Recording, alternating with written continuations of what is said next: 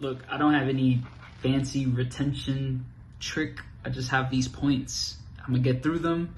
If you want to stick around for them, cool. If you don't, peace out. But this video is simply about currency markets. So if you don't understand what you're even in, this is a grounder right here. This is a earth. This will put you on the globe. Like, at least you understand what a currency market even is. Understand the fact that they perform. Understand that currencies all have a relationship with one another, and that performance and relationship is actually visible on a chart. So those are all the things I'm going to talk about in this video. See if you stick around to the end. First of all, we got to understand currency.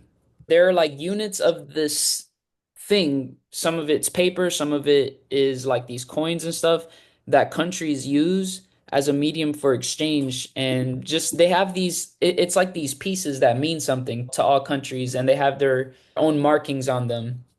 And it's used in those countries to do like business transactions, to pay employees, to run operations, all sorts of things, run systems of all sorts. But this stuff is used a lot. It's investment capital, it's working capital, governments, we all use this stuff. Hmm. And then this stuff has its own market for it. Kind of like, you know what a market is. You have two parties, they get together, and it's the sole purpose of that market existence is to make an exchange happen, is to facilitate a trade, is where you have one person looking for something and the other person trying to supply that something to that market. So we have different types of markets. We have food markets, we have stuff market, we have toy markets, game markets. There's all sorts of markets. The main ones in terms of this whole global game we're playing, you have like stock markets, you have commodities, you have like the debt market, you have currency markets. So imagine going to a store that sells food.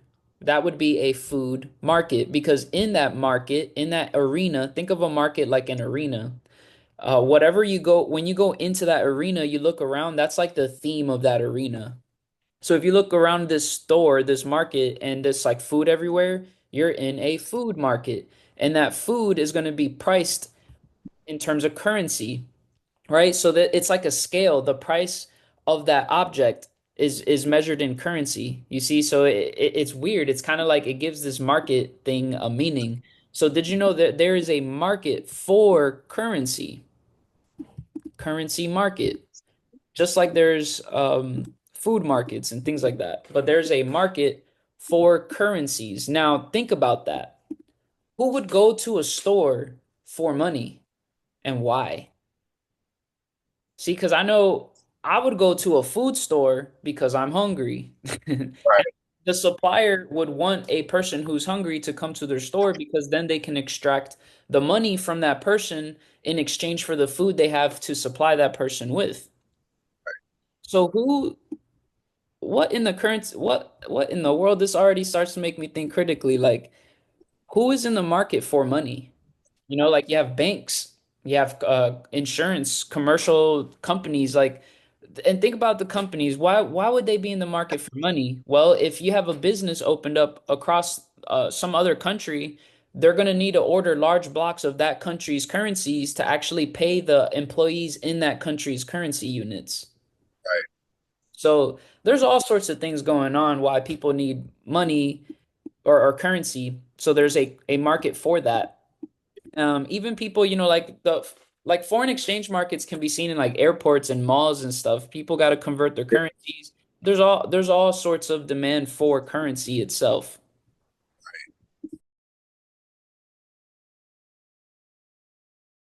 I do like the explanation you gave about what markets are, what does an exchange mean, not just in terms of just the financial markets, but in anywhere in business and anything. I'm looking at an auto shop right here. People are going to exchange money to have their car fixed or car parts and stuff. That's an exchange. What's cool about when you notice for example, you pointed out the auto market in that shop specifically, depends on like the specific theme or game of that shop, you could see that, okay, that's a repair shop. So Right. they supply those people who have car troubles. See, so it's a specific, it's like a niche. It's like a specific market. Right. Another thing I really like that you talked about is the theme of what the market is. Because like if you know what the theme of the environment you're in, the type of market you're in, the type of exchanging you'll be doing, Yep. you'll know how to best capitalize and know how to best operate in that market. What So what now makes what makes you say that though? what makes me say that is I can't go to an auto shop and try to buy food, nor Right. can I go to a restaurant and try to find a doctor. hmm It doesn't, Right. you're not like matching the market, you know? Right. So you're So already off. And people don't know that. They don't understand that. Like even in their pair selection, they don't understand even the market they're trading. They just like it because their favorite trader online got them hooked to it. The point is just understanding the market and the game, that game of that market. What do people want out of that market? And what do buyers want out of that market? What do sellers want out of the market? And what drives that type of market? For example, customer hunger will drive a restaurant market or a food market. You see? So right. then it's like, well, you could position your food store around where people exercise and burn energy. Wow. See what I'm saying? Like it's strategy to it because you understand the market, you understand who you're supplying, you understand who your market is, where all the liquidity is, so you position your business where it makes sense. And then Right. you open it in hours where it makes sense. You'd actually see more bodies, more heads. So there's a time for it. And that's what I'm saying. Like the whole point, remember, we're looking into the currency market. So there's a place, there's a time that's specific for that type of market. There's a driver for that market. Now, all markets, what's cool is it performs and it fluctuates. That's what's cool. And that fluctuation is a language of its own. It's showing you the activity of that marketplace. So when we pull up a chart like this is the activity, the EKG or the brain waves, the heartbeat, whatever you want to call it. It's the activity of the way that this currency pair is performing. That's what all of this is. It's showing me what's going on with the use of the euro relative to the use of the dollar. Think of it that way. That's what all of this is. Mm. In a currency market, I have currencies to pair up with one another, and they're paired up in a style like this called base and quote. Let's say to get 1 gallon of gas, think of that as one unit, one base unit of gasoline. What's the quote for that? So depending on where you are in the states or the countries, whatever, gas has different costs based on the cost of oil and other, I'm sure, a bunch of other things. But that's how you would read a currency quote. So whatever your thing is that you're going for, in this case, you're looking for gas. 1 gallon of gas is going to be quoted. I'm in the States, so it's going to be quoted in USD. And depending on where you're at, I don't know, it could be anywhere 380 for 1 gallon of gas. So that's the quote. That's how you read the base quote of a pair. So this is a pair. This is called oil USD. Think of it that way, kind of like that. Okay. And this is showing us it's showing us how transactions should be read in the markets, right? When you're exchanging, like How that's why well, how a base and quote should be understood. Like what exactly is it that we're looking at?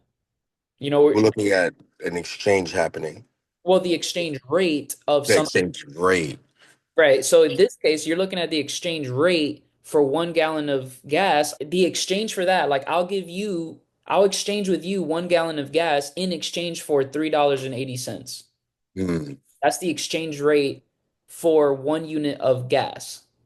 So it's like, remember, because you're in a currency market. So just like gas costs money, money costs money.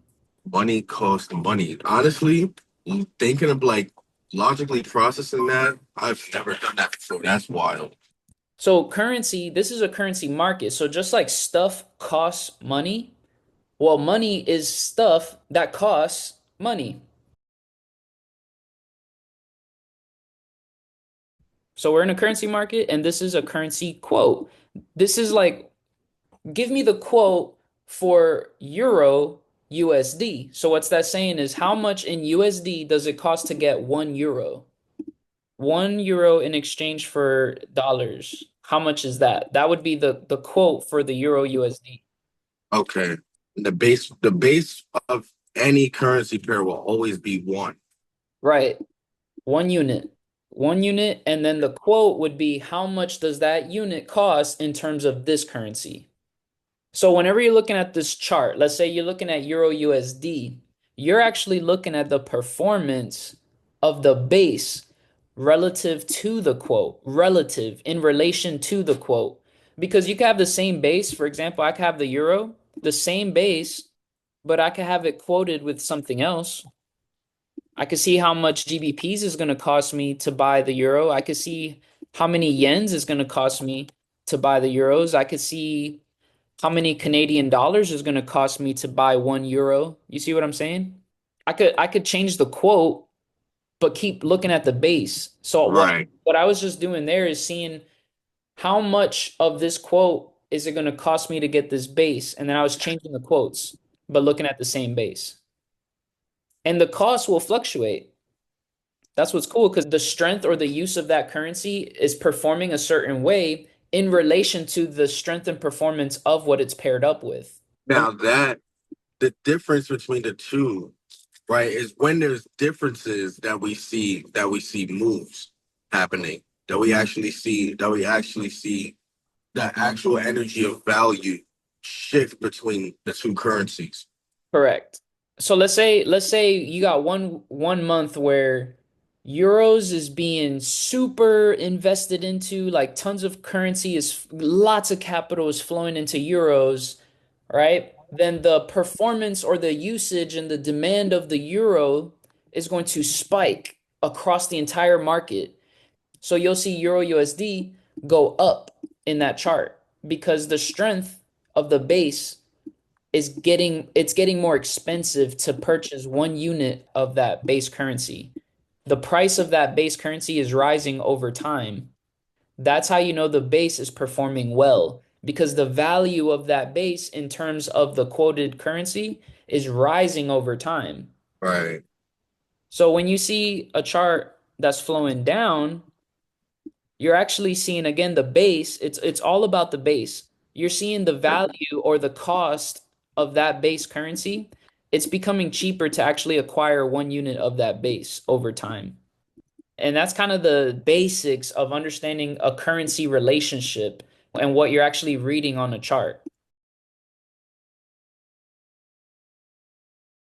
I spent a lot of time really focusing on the data, like looking at that the pixelated screen of the data and stuff on TradingView, but didn't really take the time to understand its functionality, to understand what exactly is. And this answers what it is very well. What is it we're really doing and stuff?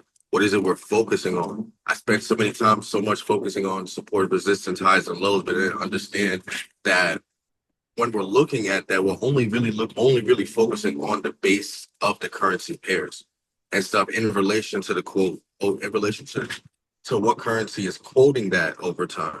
Right. And, and It, that it, it very kind of it kind of makes it crazy to see like one of the first things we do as beginning traders when we jump into the currency markets is we go gung ho at finding strategies, and right, we don't even understand that it's a market and it's driven, and there's a way that markets work, right, and there's cycles and there's things like that, like all the essence of the market, what it is, its characteristics, its behaviors.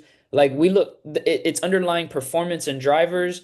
Like not looking at those things, we look at like butterflies and sharks and concepts and stuff.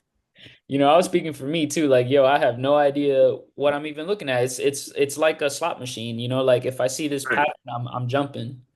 Yeah. Completely missed the baby steps. Well, yeah, like what am I looking at? How does it work?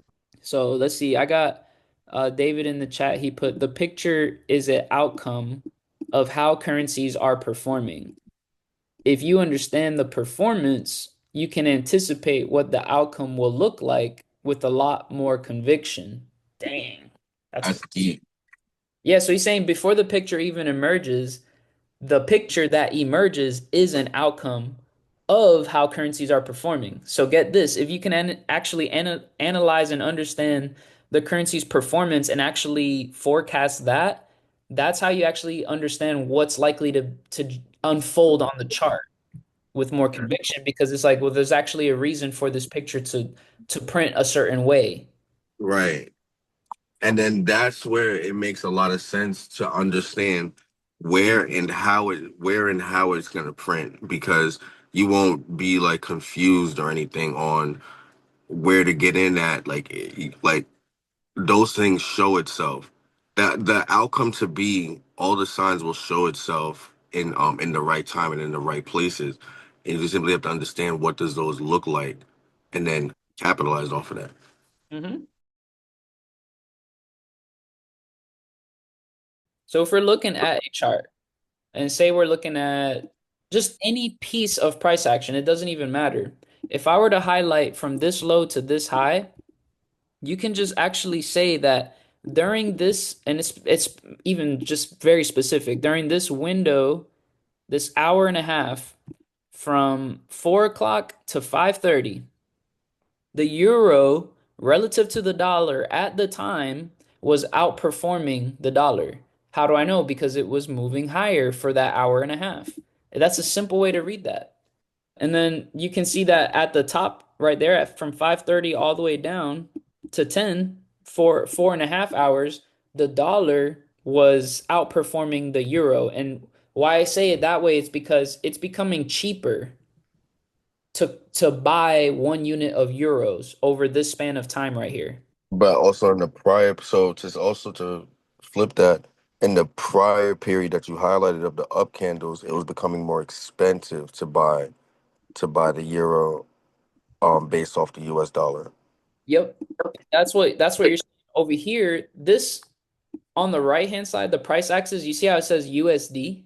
That's Yes. that's the quote. That's because this is Euro USD. So the chart is showing you the base. How much does the base cost in terms of USD? That's why this says USD and not Euro. So right now, you're seeing the price fluctuate, but let's say right now it costs 1.13687 to buy 1 euro. That's what that current price is showing you. And that current price, you see how it fluctuates across time? So then it kind of makes you wonder like what would make the prices of currencies fluctuate over time? Because then you get into like the drivers of it, the reasons why the market why it would have to go to certain places to function a certain way. But again, so this is I'm just showing you the basics of how to even understand what you're reading in terms of one currency pair. This is how much it's costing for a euro, 1 euro, to be bought at right now. And right now, it looks like the euro is starting to perform well again. So if the market holds off of this low and off of this low, we could potentially see the market go after this high in terms of prices. And all I'm saying here, the analysis that I'm doing is I'm speculating that if prices stabilize here around 1.13400 on average, this whole area right here, then the prices can reprice higher to 14.4, 1.144, I mean.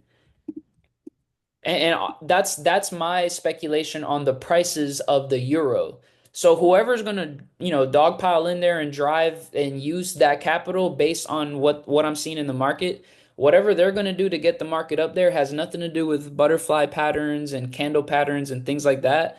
That has to do with whatever use of currency drivers and things they need that stuff for, but it's going to be reflected into the price action. And that's what's so cool. That's what's so reliable about understanding how to read this stuff because whatever the play is going to be displayed here on the chart.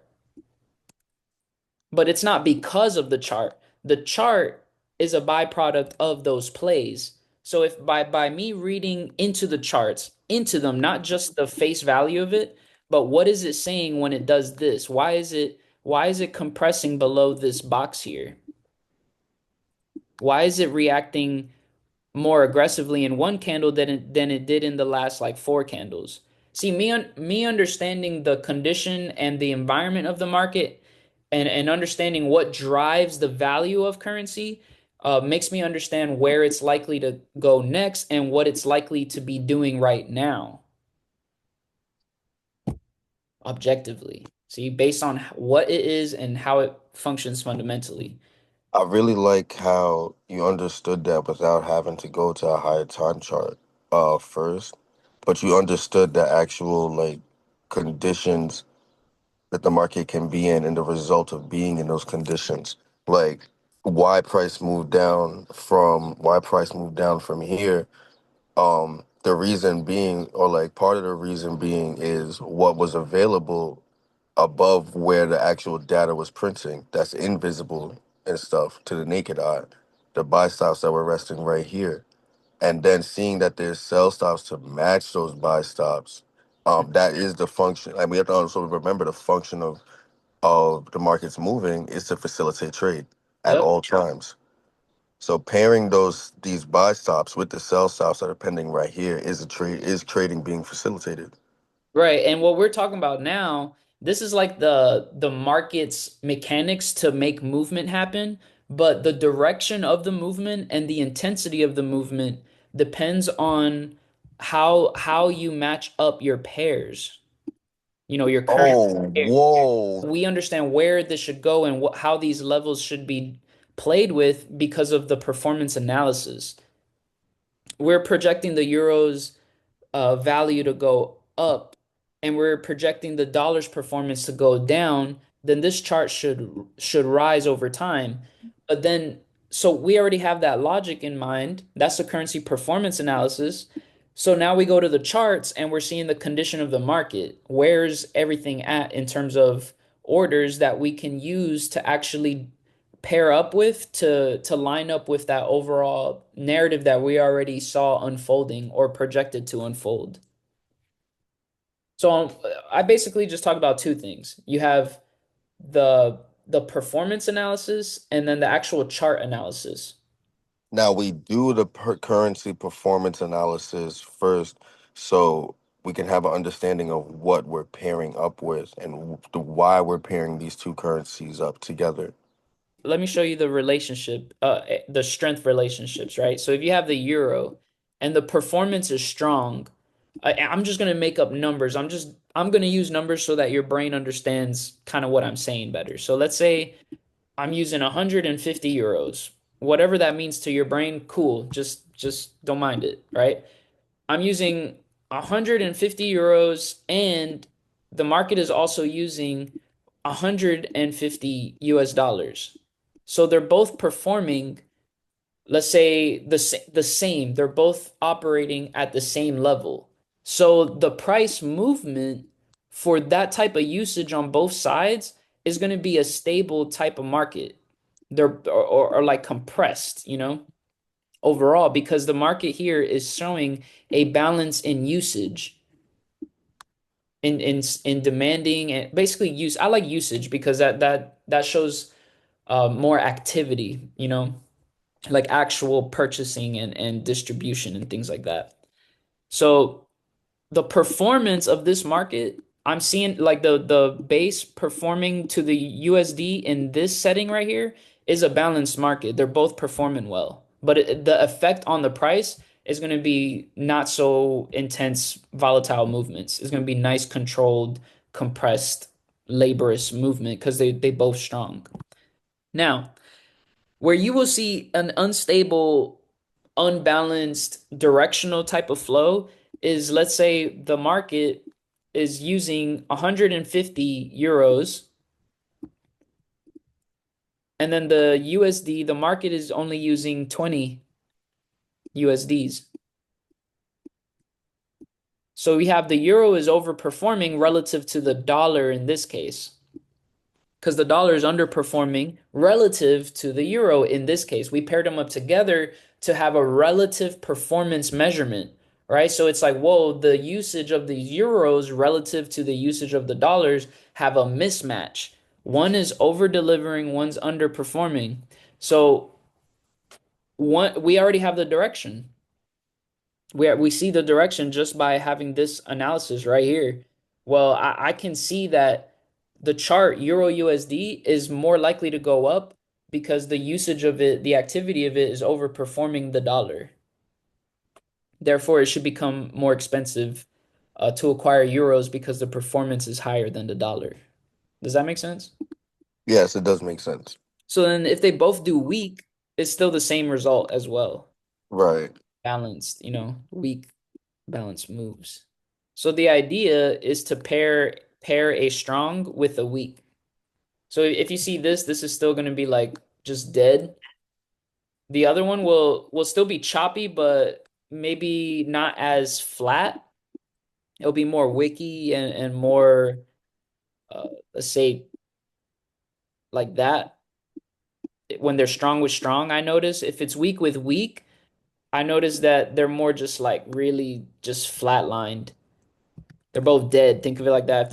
If they're both not being used, like think of it like a flat line. Now, if they're like this, that's when you see large directional flows to one side like that.